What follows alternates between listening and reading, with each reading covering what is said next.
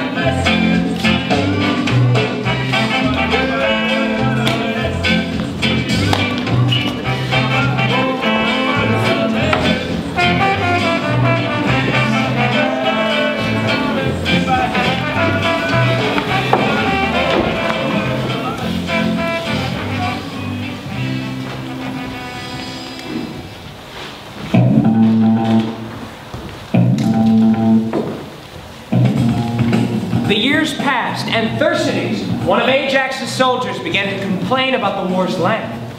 At first he was ignored. The man was hideously ugly and known to be a scoundrel.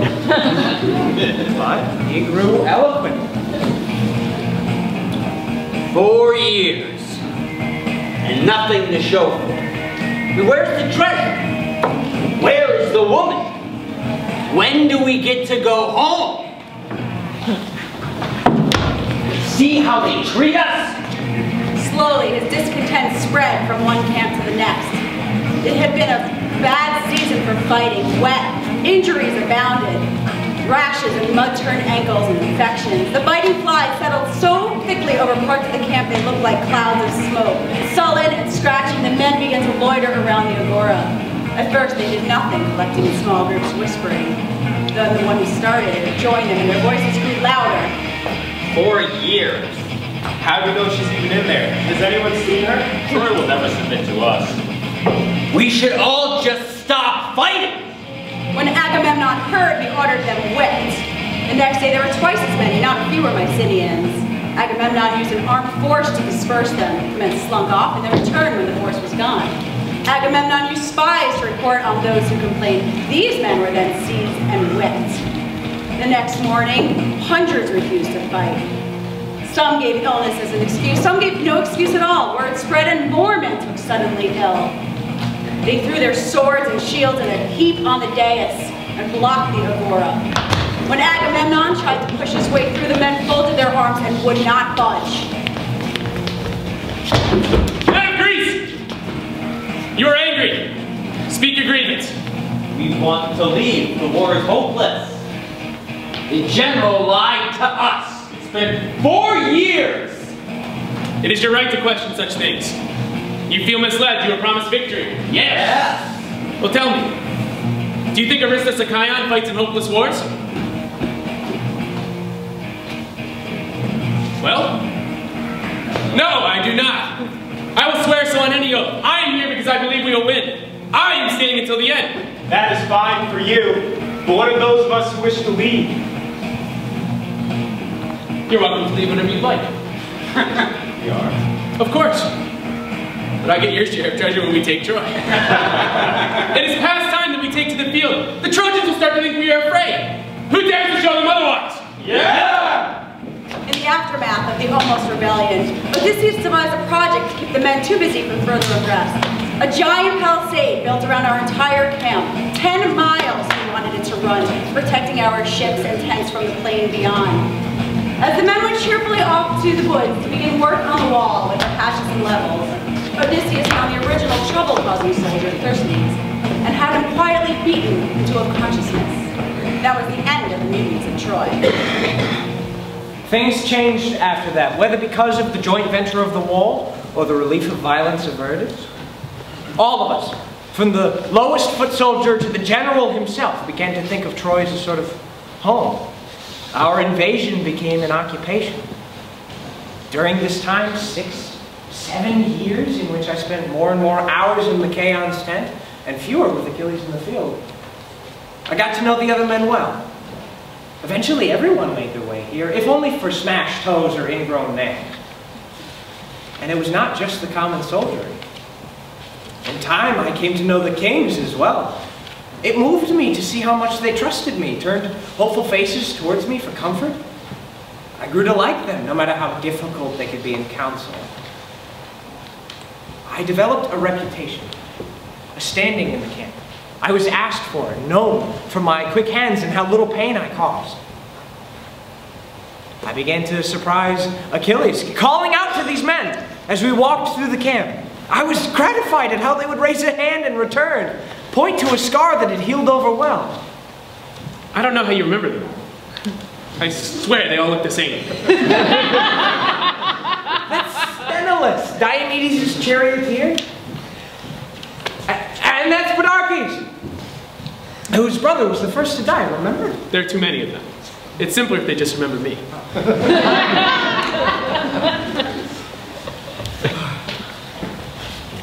I wake before dawn. I feel the first twinging cold of fall in the air. It is a festival day, the harvest of first fruits to the god Apollo. She does not come through the door, she is simply there, in the tent center where a moment before there had been empty space. Mother. I have received a warning. Apollo is angry and looks for ways to move against the Greeks. You will sacrifice to him today? I will. You must. A hecatomb. Whatever the others do, do this. The gods have chosen sides, and you must not draw their anger. We will do it. There is more. What is it? A prophecy that the best of the Myrmidons will die before 2 more years have passed. We have known it was coming. No. The prophecy says you will still be alive when it happens. What do you think it means? I do not know. I fear a trick. Be watchful. You must take care. I will. He is not worthy of you. He has never been. We disagree on this. She is angry. I know. Who do you think is the best of the Myrmidons, and I am excluded? I don't know. Do you think it means my father? Maybe. I suppose we will know soon enough. It is not you. At least there is that.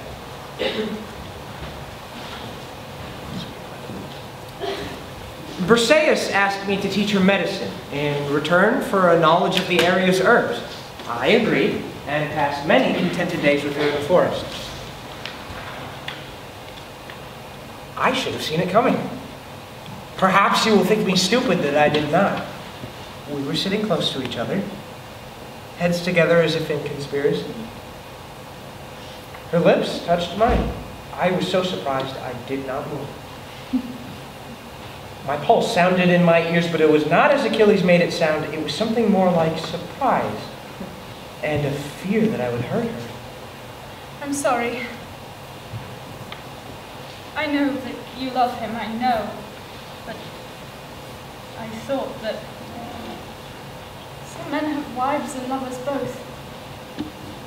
Briseis, if I ever wished to take a wife, it would be you. But you do not wish to take a wife.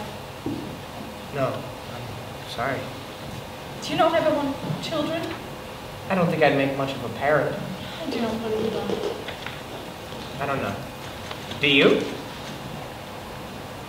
Maybe. Shall we go? But there was nothing to do but rise and join her. That night I could not stop thinking about it. Briseis isn't my child. I saw stumbling legs and dark hair and the mother's big eyes. I saw us by the fire, Briseis and I, and the baby, playing with some bit of wood I had carved. But there was an emptiness to the scene, an ache of absence. Where was Achilles, dead? Or had he never existed at all? I could not live in such a life. But Briseis had not asked me to. She had offered me all of it, herself, and the child, and Achilles too.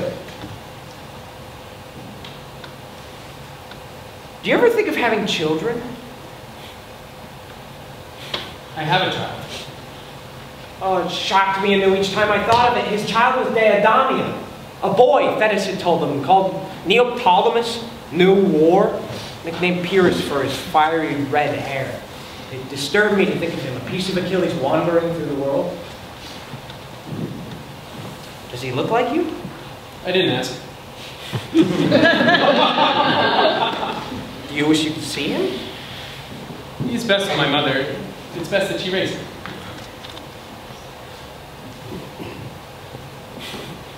Achilles? Hmm? Do you like Briseis? Like her? Enjoy her, you know? What does it have to do with children? Nothing. Does she wish to have a child? Maybe. With me? No.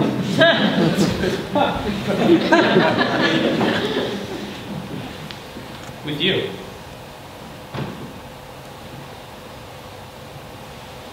She wants to have a child with you. Is she pregnant? No. Do you want to? No. I don't think so, no.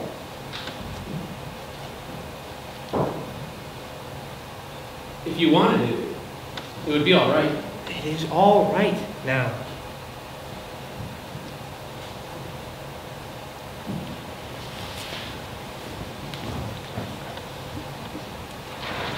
One day in the 9th year, ceremonial fillets fluttered from her hair. Ribbons that marked her as servant to a god, a priest's daughter. This is Chryseis, and I take her for myself. It was barely a month after that the girl's father came, walking down the beach with a staff of gold-studded wood, threaded with garlands. I am high priest of Apollo, Chryseis. I come bearing golden gems. None of this tells us why you are here, Priest Chryseis. I am here to ransom my daughter Chryseis, taken unlawfully from our temple by the Greek army. She's a slight girl and young with fillets in her hair. Is this how a man begs? You are lucky I do not kill you on the spot. I am this army's commander. You have no leave to address my men. Here is your answer. No, there will be no ransom. She is mine, and I will not give her up, now or ever. Not for this trash or any other you can bring. You will depart now, and let me not ever catch you in my camps again, priest, for even your guardians will not save you.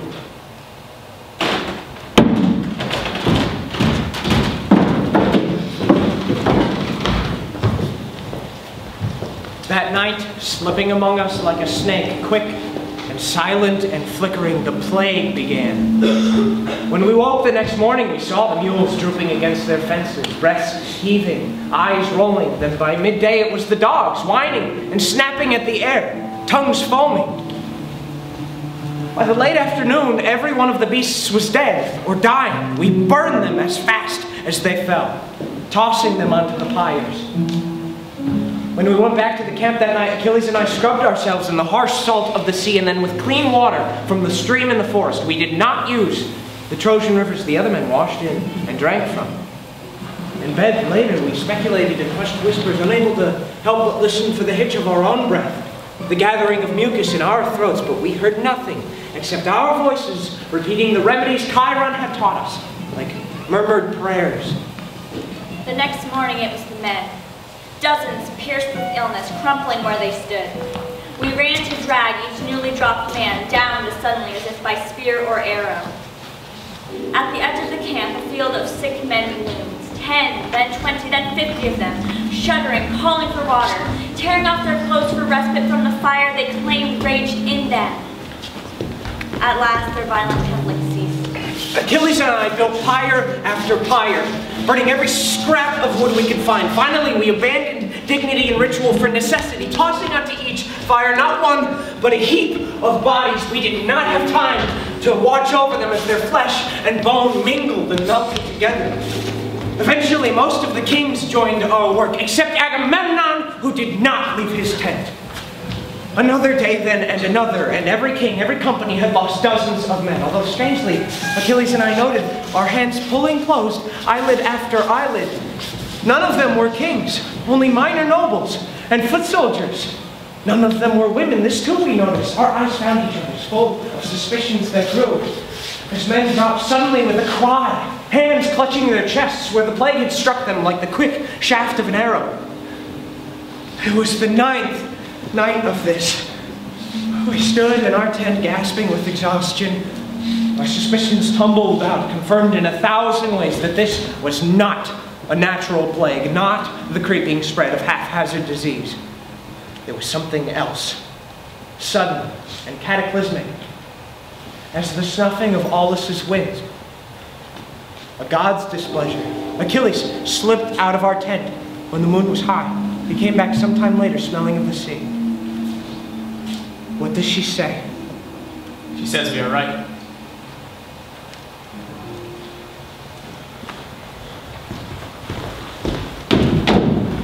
Men of Greece!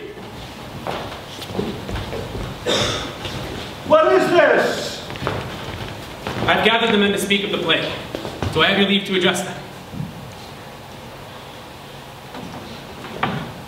Kings, lords, men of the Greek kingdom, how can we fight a war when we are dying of a plague?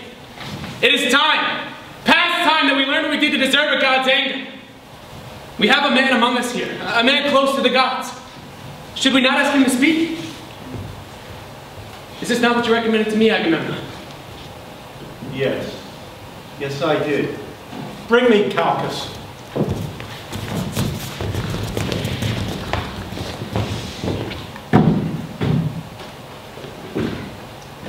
I dig it.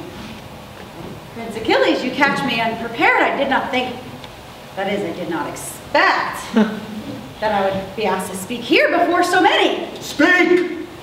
Calchas, you've done sacrifices, surely. You have prayed? I have, of course I have. It's just that I am afraid that what I say might anger someone here.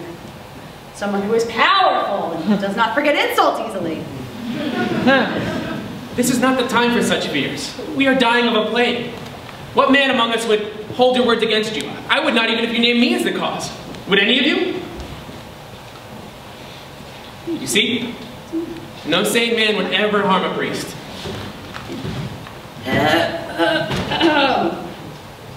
The auguries have shown that it is the god Apollo who is angry. He is offended, so it seems according to the omens, at the treatment of his dedicated servant Chryses. To appease him, you must return the girl without ransom, and High King Agamemnon must offer prayers and sacrifices. Thank you, Calchas. Thank you for always bringing good news. Last time, it was my daughter. Kill her, you said, because you have offended the goddess. Now, you seek to humiliate me before my army. Am I not your general? Do I not see you fed, clothed, and honored? Are not my Mycenaeans the largest part of this army? She is mine, given as a prize. I will not give her up. Have you forgotten who I am? Agamemnon, I do not think any of us have forgotten that you are leader of this host. But you seem to forget that we are leaders in our own right, our princes, our heads of families. We are allies, not slaves.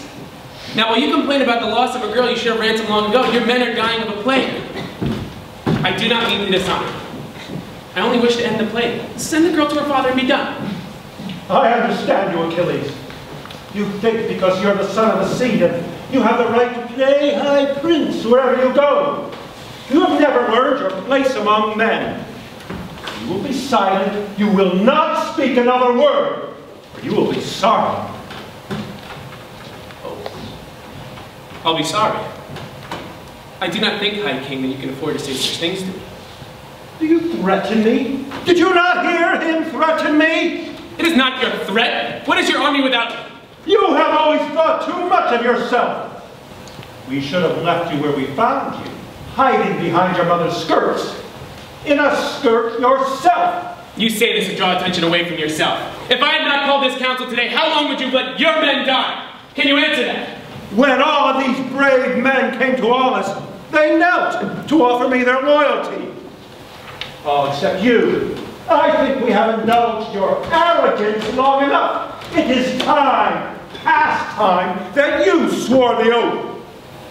I do not need to prove myself to you. To any of you. I am here of my own free will, and you are lucky that it is so. I am not the one who should be kneeling. Do you hear his pride? You will not kneel.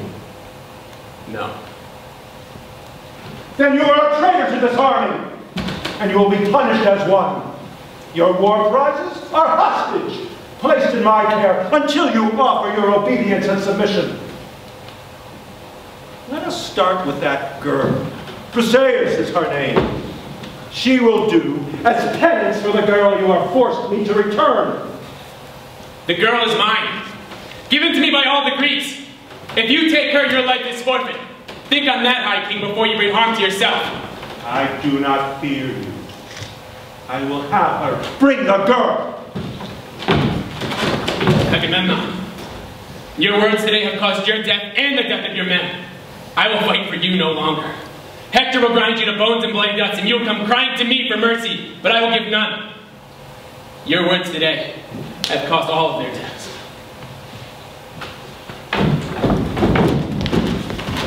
I will kill him! I will kill him! I should have done it there! I almost did! You saw how the cowards bit their tongues and did not dare to speak? I hope he takes all of their war prizes. I hope he swallows them one by one. Achilles. Come in! I am sorry to disturb you. Phoenix told me to stay so I could listen and tell you what happened. And? Agamemnon asked why Hector still lives. He said that they do not need you, that perhaps you are not what you say you are. They are coming now for Briseis. Leave us! We have to do something. We can hide her in the forest. He will pay now. He has doomed himself. Let him come for her. What do you mean? We don't have time for this. We must do something now. What are you talking about? Briseis! I can do nothing for her. If Agamemnon chooses his path, he must bear the consequences. You're not going to let him take her. It is his choice. I told him what would happen if he did. You know what he will do to her. It is his choice. He would insult me, deprive me of my honor. Let him. You will not help her? I can do nothing for her. She is one of us. How can you just let him take her? Where is your honor? How can you let him defile her? Where are you going? I have to warn her. She has a right to know what you have chosen. Briseis. What is it? Are you ill? Is Achilles all right? Something has happened. Achilles went to speak with the men today. The plague is Apollo's. I thought so. Agamemnon did not. He was angry. He and Achilles quarreled. Agamemnon wants to punish him. Punish him? How? He is sending men for you. What will happen? I have come for the girl.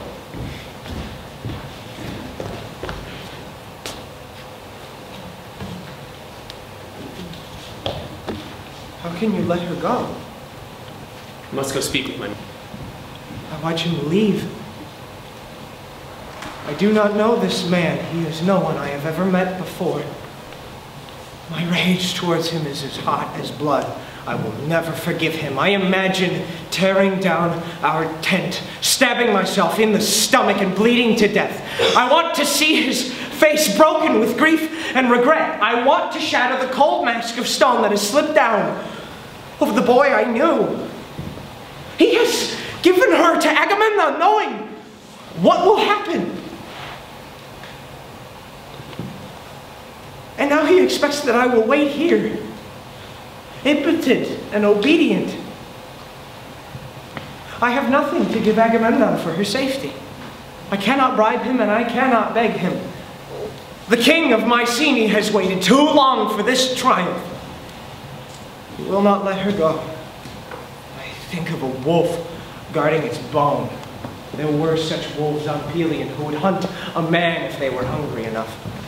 If one of them is stalking you, Chiron said, you must give it something it wants, more than you, and there is only one thing Agamemnon wants, more than Briseis.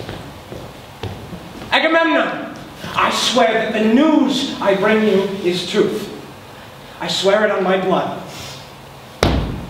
Well, speak your news then. You are in the gravest danger. Are you threatening me? Is that why he has sent you? No, he has not sent me at all. Surely you come with his blessing. No. He knows what you intend toward the girl. And? Do you not wonder why he did not prevent you from taking her? He could have killed your men and all your army. Do you not think he could have held you off? He let you take her. He knows you will not resist betting her, and this will be your downfall. She is his, won through fair service. The men will turn on you if you violate her. And the gods as well. You are at your power's limit, even in taking her. The men allowed it because he was too proud, but they will not allow more. My counselors have said nothing of this. Perhaps they do not know what you intend. Or perhaps it serves their own purposes. Who will rule if you fall? You betray him by warning me. I do. Why? Because he is wrong. You have done well. You show yourself loyal to your true master. Does he know what you have done? Not yet. Ah. If he will come and kneel for pardon, I swear I will release her. It is only his own pride that keeps his honor from him, not I. Tell him. Your wrist. Treat her well.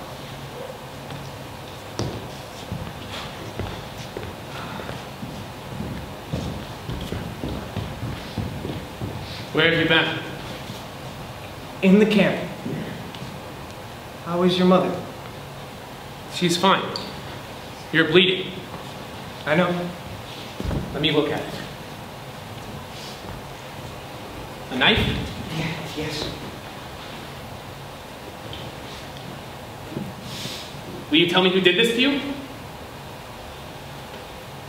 I did it to myself. Why? To swear an oath.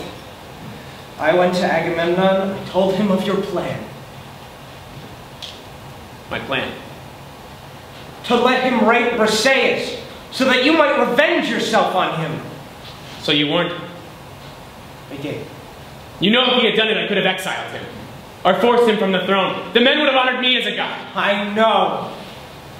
Her safety for my honor. Are you happy with your trade? There is no honor in betraying your friend. It is strange that you would speak against betrayal at this time. It was the only way. You chose her over me. Over your hubris.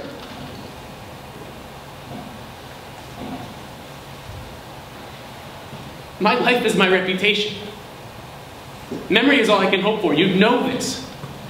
And would you let Agamemnon destroy it? Would you help him take it from me? I would not. But I would have the memory be worthy of the man. I would have you be yourself, not some tyrant remembered for his cruelty. There are other ways to make Agamemnon pay. We will do it. I will help you, I swear. But not like this. No fame is worth what you did today.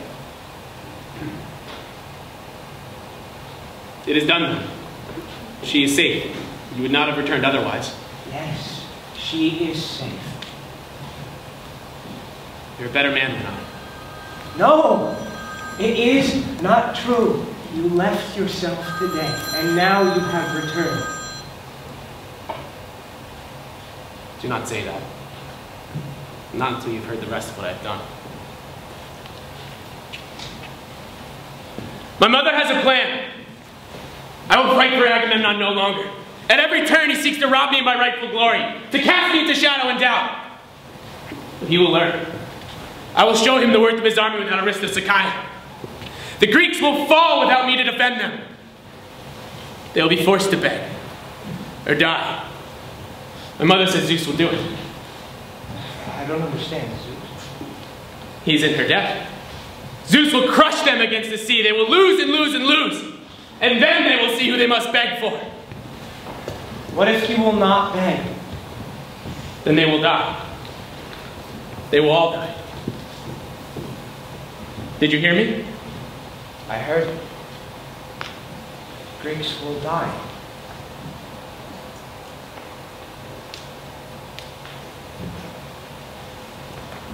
The next morning, all of the other kings of Greece march out with their armies to fight the Trojans. The army of Thea does not follow.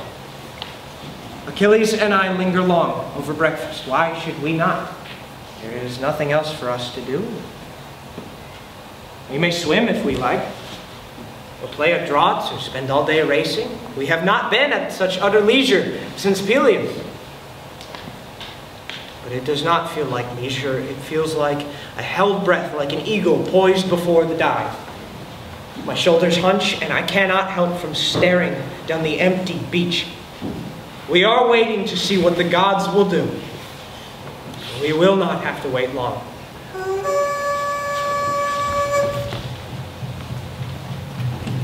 There is a trumpet the next morning at dawn. We rise and climb the hill to see an army of horsemen riding for Troy from the east. The horses are large and move with unnatural speed, carrying light-wheeled chariots behind them. At their head sits a huge man, larger than Ajax. He wears his black hair long like the Spartans do, oiled and swinging down his back. He carries a standard in the shape of a horse's head. Who are they? The Lycians, allies of Troy. It's a wonder they just came. It's as if Zeus summoned them himself. Who is that? Sarpedon, son of Zeus.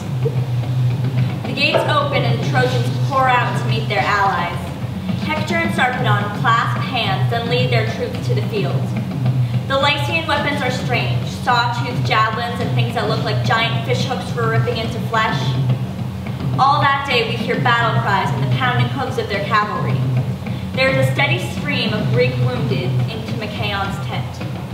Idomeneus is wounded. Lycians broke the left flank. Sarpedon and Hector will crush us between them. Did you hear that? I hear it. Rumors come thick as biting flies, tales of the Trojan army driving forward, unstoppable and bold in Achilles' absence. Of frantic councils where our kings argue over desperate strategy, night raids, spies, ambushes, and then more, Hector ablaze in battle, burning through Greeks like a brush fire, every day more dead than the day before. Finally, panicked runners bringing news of retreats and wounds among the kings. It will not be long now. The funeral pyres burn through the night. Their greasy smoke smeared across the moon. I try not to think how each one is a man I know. Knew. Phoenix and Odysseus come to speak with Achilles. It is Odysseus, of course, who begins.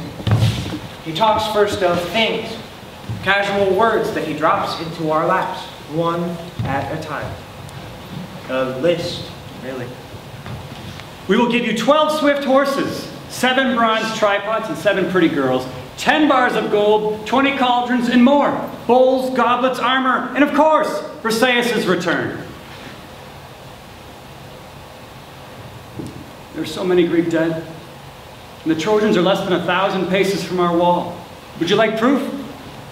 We can see their watchfires from the hill just beyond camp. They will attack at dawn. No. She's not been harmed, you know, Chryseis. God knows where Agamemnon found her straight, but she is well kept and whole. She and your honor wait only for you to reclaim them. You make it sound as if I've abandoned my honor. Is that what you spin? Are you Agamemnon's spider catching flies with that tail? Very poetic. But tomorrow will not be a bard's song. Tomorrow the Trojans will break through the wall and burn the ships. Will you stand by and do nothing? That depends on Agamemnon. If he returns the honor he has taken me, I'll march the Trojans to Persia if you like. Tell me, why is Hector not dead?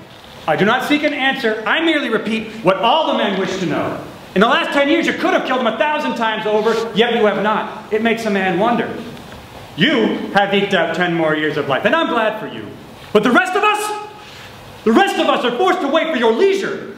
You are holding us here, Achilles. You were given a choice, and you chose. You must live by it now.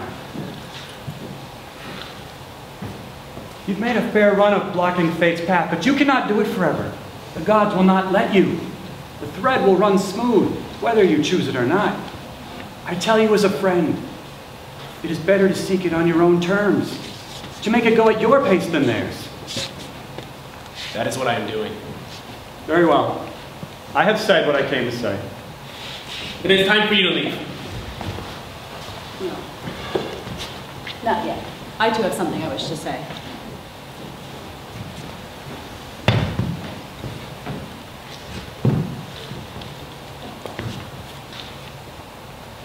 When you were a boy, Achilles, your father gave you to me to raise. I was the only nurse you would have, cutting your meat and teaching you myself. And now you are a man, and still I strive to protect you from sword and spear and folly. Whatever you do, I will stand with you, as I always have. But before you decide your course, there's a story that you should hear. In the days of your father's father, there was a young hero, Meleager, whose city was besieged by the Curetes. At first, the Curetes were losing, worn down by Meleager's skill in battle. And then one day there was an insult, a slight to his honor by his own people, and Meleager refused to fight any longer on his city's behalf. They offered him gifts and apologies, but he would not hear them. He stormed off to his room to lie with his wife Cleopatra and be comforted by her. Dying in her city had fallen, Cleopatra could take it no longer, and so she went to her husband and begged him to fight again. He loved her above all things, and so agreed, and he won a mighty victory for his people. But though he saved them, he came too late. Too many lives had been lost to his pride, and so they offered him no gifts, no gratitude, only their hatred for not having spared them sooner. In the silence, I can hear Phoenix's languid breathing. I am afraid that they will see the expression that is plain on my face.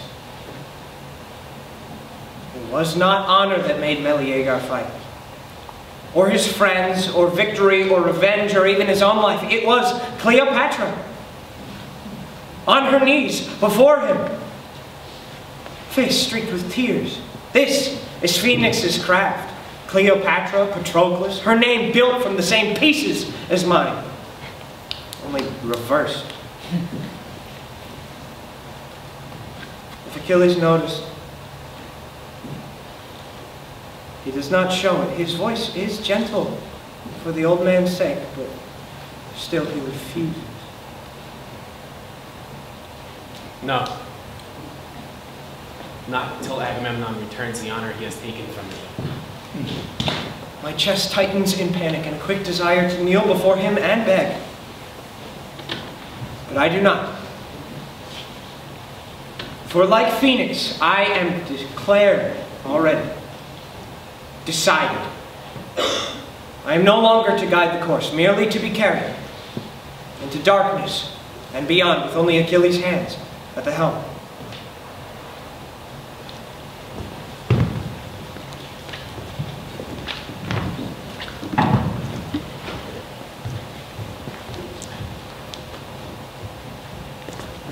Patroclus, it It is too dangerous for you to be here. Agamemnon is in a rage. He will kill you. Because Achilles refused the embassy? Agamemnon comes often to Lycaonomy. You are not safe here. You must go. I will be quick, but I have to speak with you.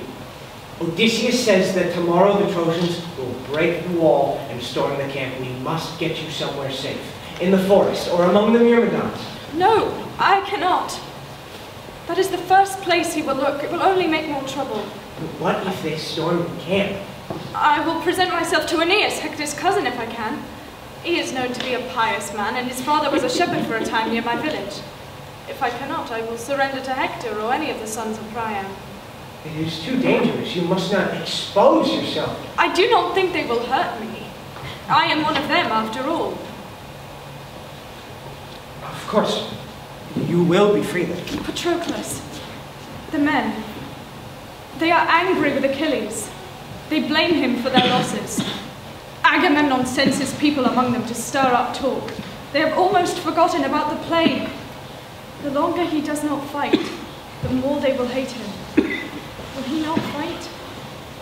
Not until Agamemnon apologizes. The Trojans too. There is no one they fear more or hate more. They will kill him if they can tomorrow, and all who are dear to him. You must be careful. He will protect me. I know he will, as long as he lives. Even Achilles may not be able to fight Hector and Sarpedon both. If the camp falls, I will claim you as my wife. May help some. But you must not speak of what you were to him, though it will be a death sentence. Promise me. If he is dead, I will not be far behind. Then promise me something else. Promise me that whatever happens, you will not leave Troy without me. I know you cannot. I had rather live as your sister than remain here. That is nothing that you have to bind me to. I would not leave you here if you wish to come. It grieved me to think of the war ending tomorrow and never seeing you again. I am glad. I should go. Be careful tomorrow. Best of men, best of the Myrmidons. It is truth. Let it stand for once.